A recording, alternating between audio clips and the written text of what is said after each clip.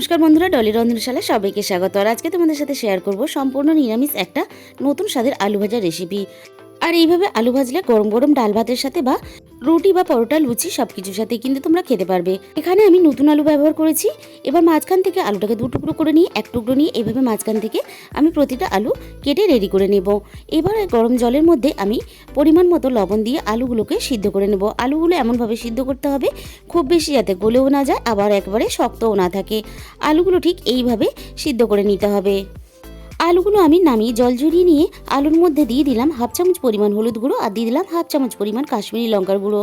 তাহলে কিন্তু আলু ভাজাগুলো দেখতে সুন্দর লাগবে ভাজার পরে।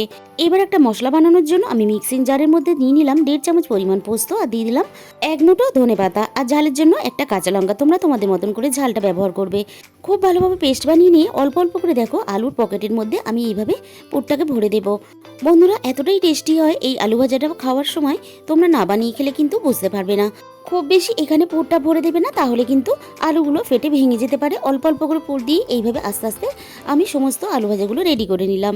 কড়াইয়ের মধ্যে আগে থেকেই আমি কিছুটা সরষের তেল গরম করতে বসিয়ে দিয়েছিলাম। এবারে একে একে আলু ভাজাগুলোকে তেলের মধ্যে ছেড়ে দেবো।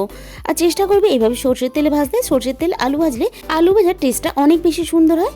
আর বন্ধুরা, আজকের এই রেসিপিটা ভালো লাগলে অবশ্যই ভিডিওতে একটা লাইক করো, প্রচুর প্রচুর শেয়ার করো।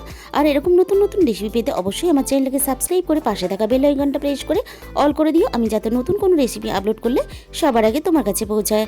আলু ভাজাগুলো আমার প্রায় রেডি হয়ে গেছে। এবারে আমি নেড়ে চেড়ে দেখো সুন্দর করে ভেজে এবারে আমি আলুগুলো তেলে থেকে ছেঁকে তুলে নেব। আমি এখানে নতুন আলু ব্যবহার করেছি, তোমরা কিন্তু চাইলে পুরাতন আলুও এভাবে ভেজে নিতে পারো। বাকি আলুগুলোকে একইভাবে আমি তেলের মধ্যে দিয়ে ভেজে নেব।